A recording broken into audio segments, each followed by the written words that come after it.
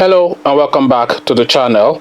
Now, I know the results of the elections are not out yet, and only really the uninitiated would really wait for the results of a Nigerian election, because really from the tempo of the campaign and the build-up to the elections, then you'd already know the direction of travel of that election. So now in this video, I am going to be starting a series. This video is effectively the start of a series, which I am going to be titling What Happens Next.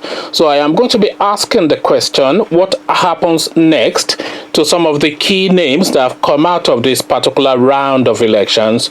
So now, the key names, the key players, the runners and riders, what happens next to them? So now, the key names to have come out of these elections, a lot of them we're already familiar with. We all know the history of Buhari. We all know what Atiku is about. But the newer names that have emerged really is where the focus will be. At least that will be my starting point. So the most interesting name, the biggest discovery to have come out of this particular round of elections is, of course, Omoyele Sowore. I don't think there's any real dispute in that. I don't think anybody really will counter that with any coherent argument that will stand to logic. So Omoyele Sowore is the biggest name that has to have come out of this particular round of elections. There's absolutely no disputing that. So Omoyele Sowore has emerged out of this particular round of politicking as a star player. So now, how is he going to perform in the elections? Then we'll soon find out in the next couple of days. But then beyond that, what happens next? What Omoyele Sowore has done is that he has reignited hope in the hearts and minds of the Nigerian people, especially the Nigerian youth. He has reignited the hope of possibility. He has opened the avenue, the corridors for them to dream again and to hope for a better future. Because what's happened to the Nigerian psyche prior to Omoyele Sowore coming on the scene is that he has been beaten down so often that the people of Nigeria have now locked into what is effectively like a Stockholm syndrome. I'm sure you all know what a Stockholm syndrome is. Stockholm syndrome, just a quick synopsis. There was an incident in Stockholm, this is in Sweden, a couple of decades ago. A girl was kidnapped and she was held captive for a long period of time. When she was then rescued, she was then defending the person that kept her captive, because she then had the sense in her head that she was actually in love with that person, and that person is a good guy. So they call it a Stockholm syndrome, and this effectively is what afflicts the Nigerian psyche. The Nigerian psyche has been beaten down so much, and the expectation has been debased so much, and the Nigerian person has been so dehumanized that they now look to their oppressors to continue to oppress them, and they now delight in that oppression.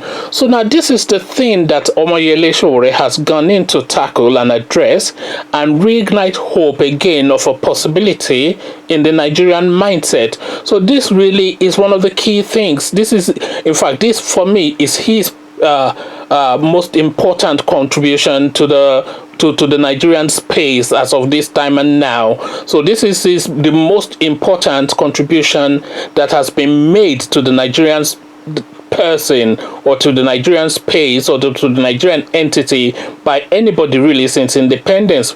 Because if we take the first 10 years of independence out of the way, what's happened since is the debasing of the Nigerian mindset. And this guy now has gone in to say, look, listen, there's no reason why we should be like this. And he said this so often, and it's explained why, that the people have actually started to see that, actually, hold on, there is no reason to be like this.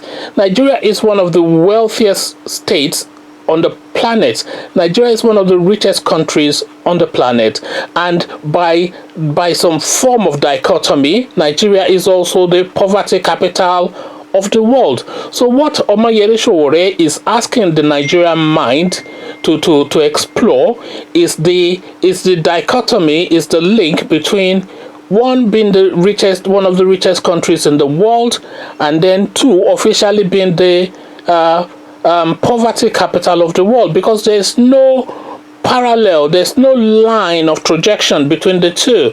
Because if you are the capital of poverty in the world, then you should stand to reason that you are one of the poorest countries in the world. And if you are one of the richest countries in the world, then it stands to reason that you should not be the poorest, the poverty capital of the world. So this is the conversation space that Omoyele Sowore has opened up. So him now opening up this space, what then happens next after the elections? I think it is safe to say that Omoyele Sowore is not going to be the next Nigerian president. I think we can all agree on that.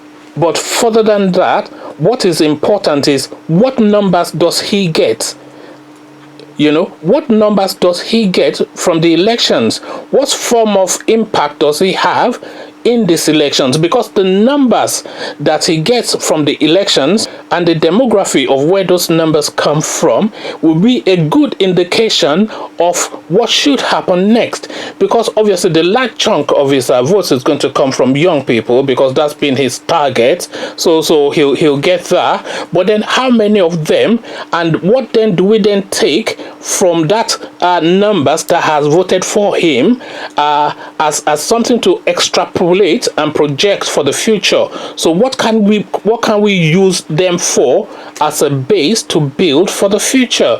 Because really is what happens next really is the question that is being asked. So really this is where the conversation is.